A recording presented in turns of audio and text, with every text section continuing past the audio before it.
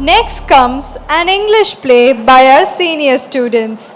The name of the play is The Case of the Stolen Diamonds. It is a detective story. Detective stories often explores the values of reasoning, logic, critical analysis and justice. They highlight the importance of courage, integrity and the pursuit of truth. Let's watch the play. Detective stories are always interesting. Tonight, in the case of the stolen diamonds, we have a trusted dealer, rare diamonds, 4 merchants. But the diamonds vanish. Let the mystery unfold. Come, let's step into the house of the diamond dealer, Mr. George Carson. Scene 1. Who is that? Good morning, sir. Someone wants to meet you, sir. Let them in. It must be the client.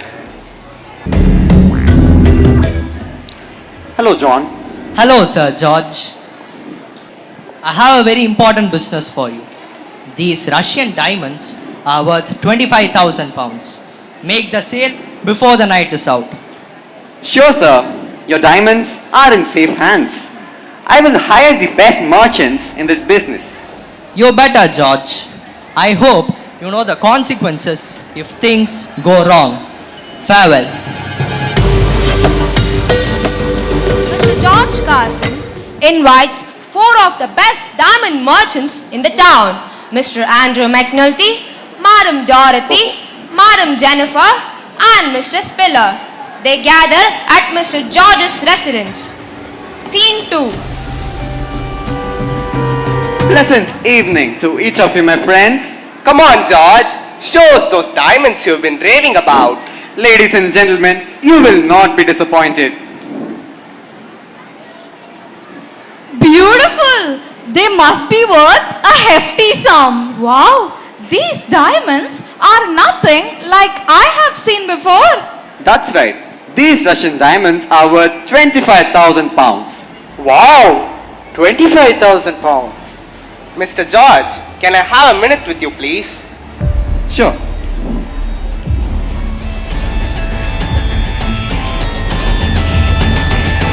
Out of nowhere, a sudden clatter at the window grabbed everyone's attention. Startled, the merchants rushed to look outside. What is that noise? Let me also come with you.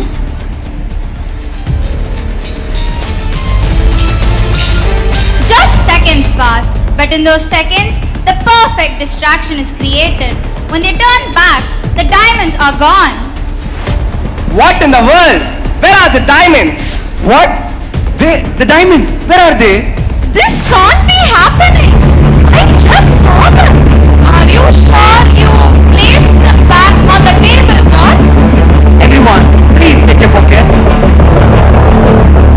Someone in this room must have taken them. This leaves me with no other option than to call the detective Magnus May. Scene 3. I shall give you one last chance, people. If the thief opens up, I shall send Magnus Main back when he comes and nothing more will be said. Come on now, one of you must be the thief. Nobody is going to say who is the thief. The detective must come. Let him find the wicked person.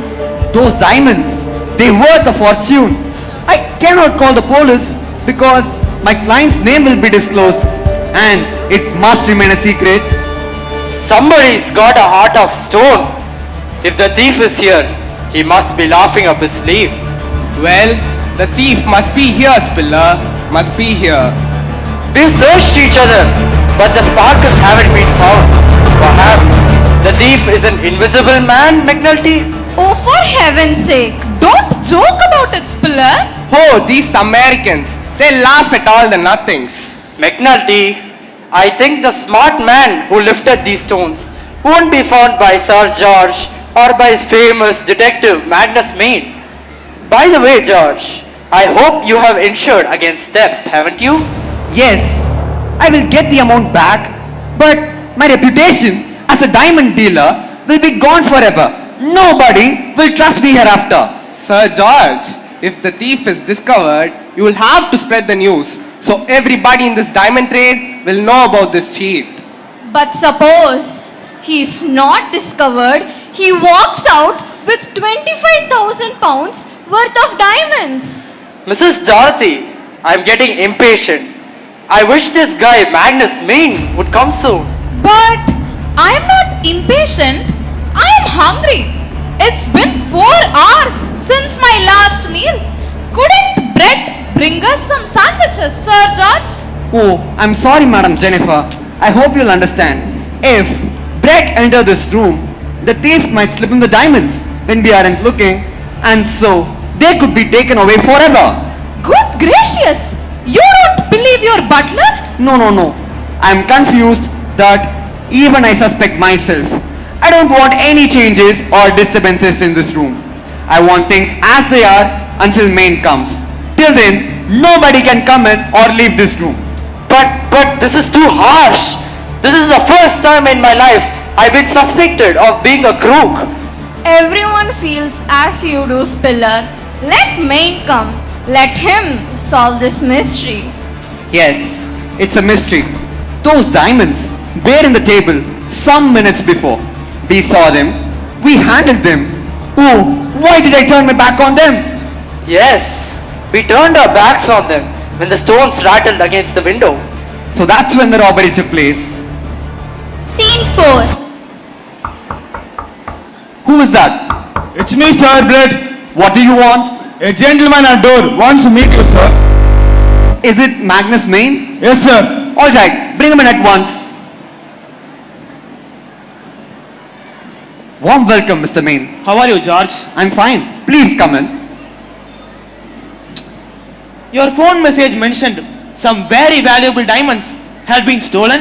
Yes, sir. In this very room by someone here. Would you please introduce these people to me? And then you may tell the whole story. Sure. This is Madam Jennifer, Hello. Miss Dorothy, Hi. and Mr. McNulty. My good old friends. And this is Pillar, who I'm meeting in person for the first time. I'm the grandson of Hiram K. Spiller. What? Hiram K. Spiller of New Orleans? I see. Fine meeting you all people. Now, George, tell me the whole story from the beginning. Certainly. First of all, a client of mine came to me a fortnight ago and asked me to sell 6 flawless diamonds. I got into touch with these 4 firms who are represented here by these people. I have arranged for them to meet here today and to view the stones. But why didn't they come in single? My client said these diamonds were too precious to be with me more than a day. He left them here this morning and is coming tonight for the check which I had hoped to obtain from them. I see. Go on. The diamonds were in the empty case only.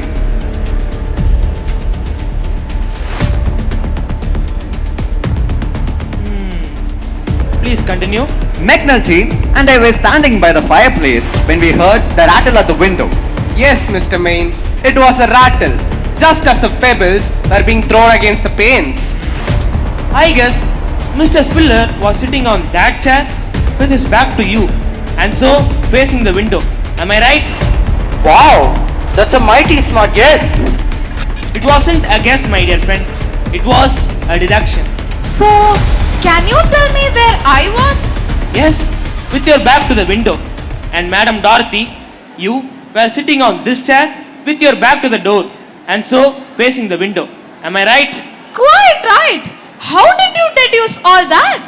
This chair has a slight film of hair oil on it. Clearly, Madam Dorothy is the only one here who uses hair oil. So, she must have sat there.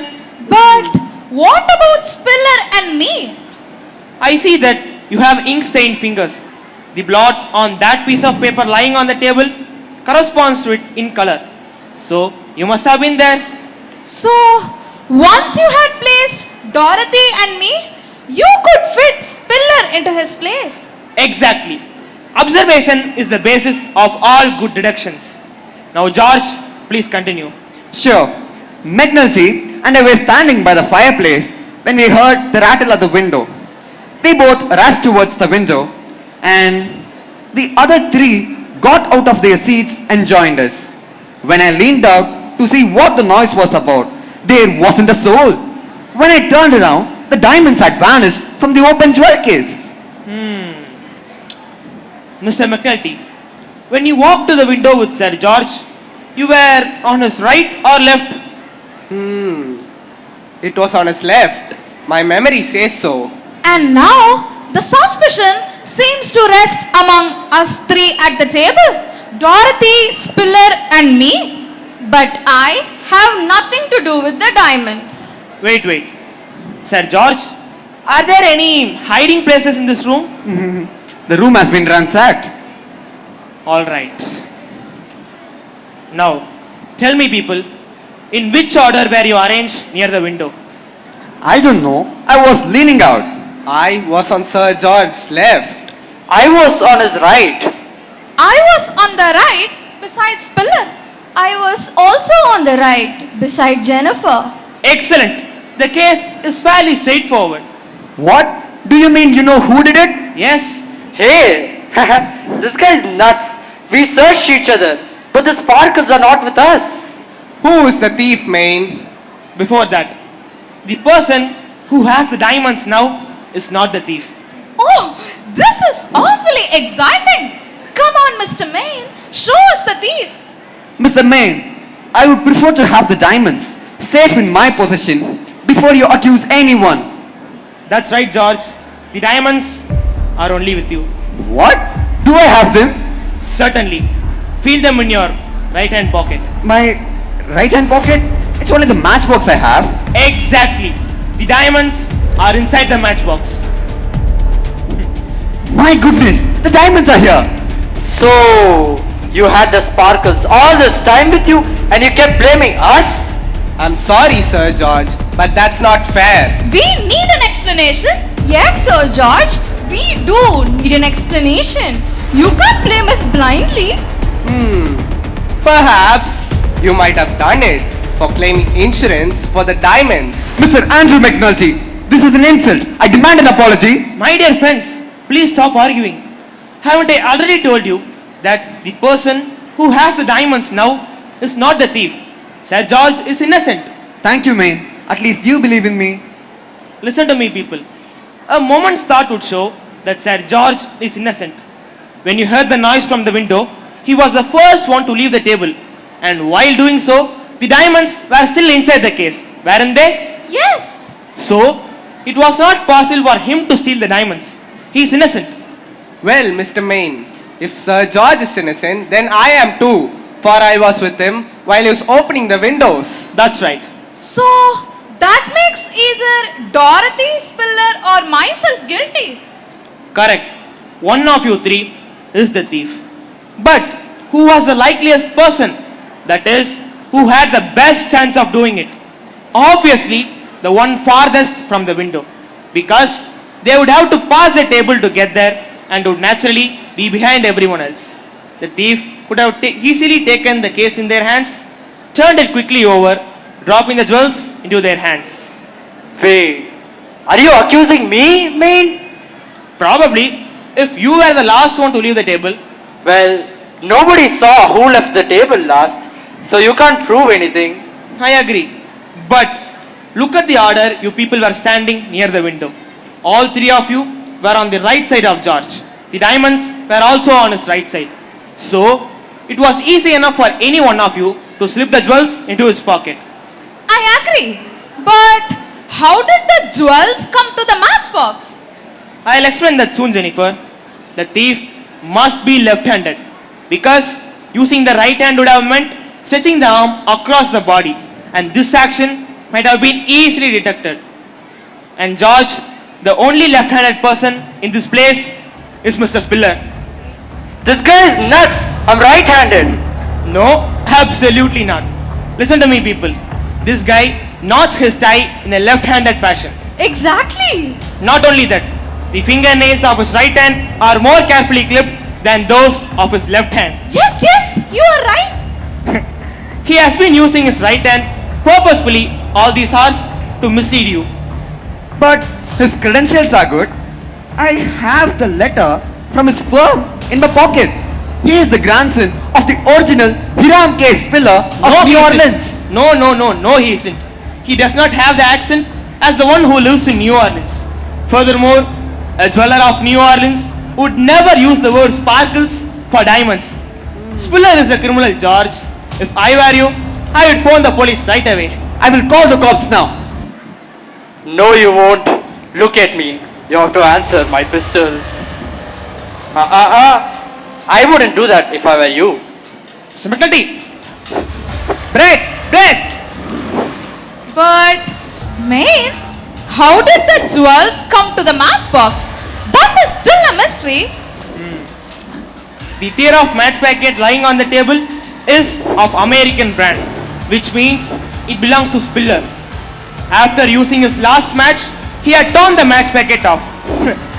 Very cleverly, he had taken Sir George's matchbox out of his pocket and waited for the signal. And when the signal came, he stole the diamonds, put them in the matchbox, and planted them again in Sir George's pocket. That was an awful deduction, Mr. Main. Indeed, we appreciate you for the smartness. Congratulations, Mr. May. You have solved the mystery. You see, Spiller, our private detectives are always smart. They do succeed. Alright, Sir George. Ring for the cops and I'll go quiet. And so, the case is solved. Not with force, but with focus. The lie may be clever, but the truth triumphs. Thank you. Thank you. Thank you.